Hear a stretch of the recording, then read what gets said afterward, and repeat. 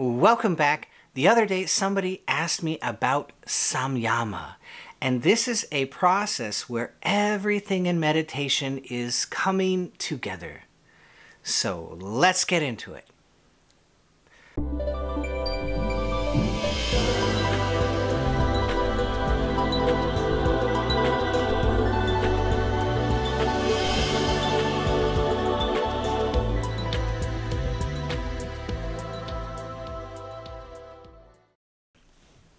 So first of all, my book is really the process. It's really showing you the process.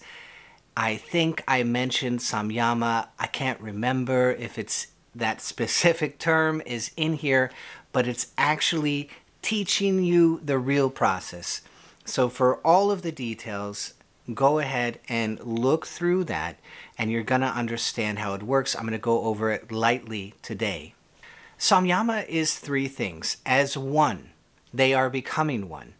They are concentration, absorption, and union coming together, all as one. And they call this Samyama. That means those things have completely integrated. That's it. That's all it means. Now, what does that actually mean as a yogi? What does that process look like? Well, first of all, we cannot force concentration. This is a huge misnomer of meditation. I would love and adore to clear for the final time. We'll probably be talking about this forever, but this is the truth of it. You're not going to force concentration because force is the wrong nervous system and the wrong part of your brain. It will not work at all. Well, it'll work a tiny bit, but it won't work the way that you think it's going to work. It's absolutely not the yogic process. So what is the yogic process? Slowing down, breathing long, slowing the heart rate down. What is that? That's the parasympathetic system and HRV resonance. How do I do that? Long breathing. I'm going to do the long breathing, right? I'm going to make the exhale a little bit longer and accentuate the parasympathetic. That is going to create a resonance between the heart and the breath. They're going to come together, and they're going to both get long and slow. And so they start rising together as you breathe in, and the heart rate starts going down as you breathe out into this beautiful, calm valley, accentuating the parasympathetic system. That's HRV resonance very, very quickly, right? Okay, we're doing that.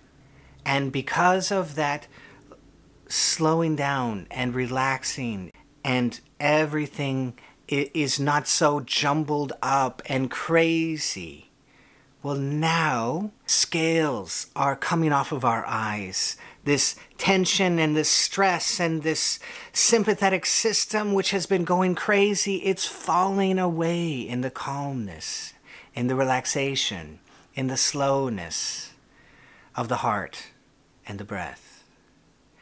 And so the mind is not forced into clarity. It emerges from that slowness. Do you see it? You didn't force it. You didn't force your mind to stop thinking. You did the do of the technique, and the clarity emerges. This is the concentration that they're talking about. It's not a forced concentration. Wrong. Wrong. Totally wrong. It's a blossom inside of you through HRV resonance, through sitting very still, through awakening the parasympathetic system, through encountering the freeze response. All of that is blossoming. All of that is in here. It's that blossoming which creates the actual, okay, I actually have clarity. I can actually think straight for a minute. That is the emergence of it. That's the first one. Actual, real concentration, not force, blossoming.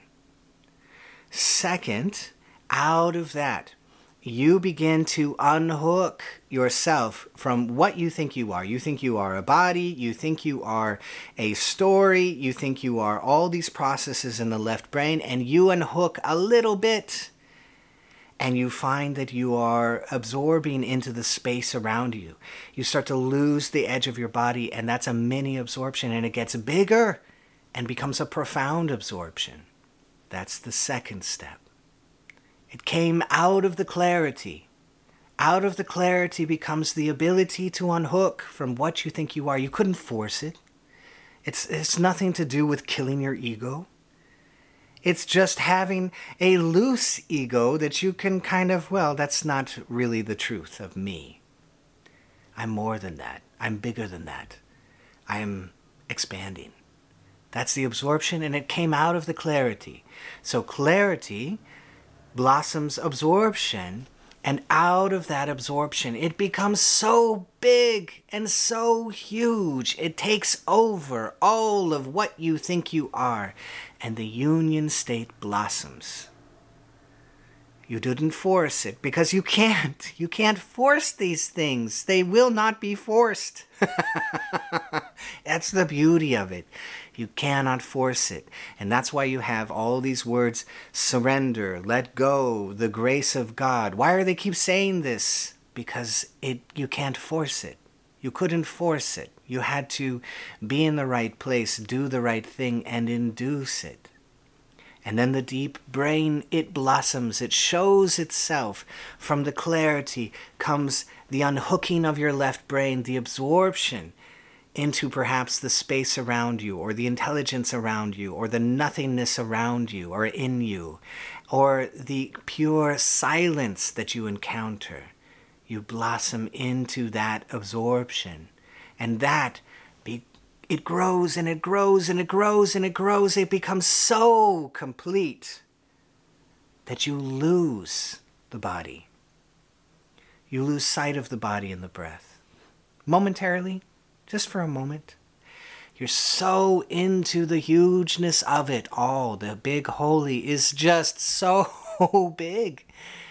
It becomes so complete that you lose sight of all of my life and my story and my body and my breath, and you lose it. And you're just the expanse. The identification goes from this to that. And for that moment, you are identified. But it only happened because the clarity blossomed, and the absorption blossomed, and then the samadhi blossomed. 1, 2, 3. Out of 1 comes 2, out of 2 comes 3. But you still have the core of 1 and 2 in you. And so you can't say, well, there's just a samadhi. No, well, there's a samadhi and there's an absorption. And you can't say there's just an absorption. Well, no, there's the clarity that arose that allowed the absorption.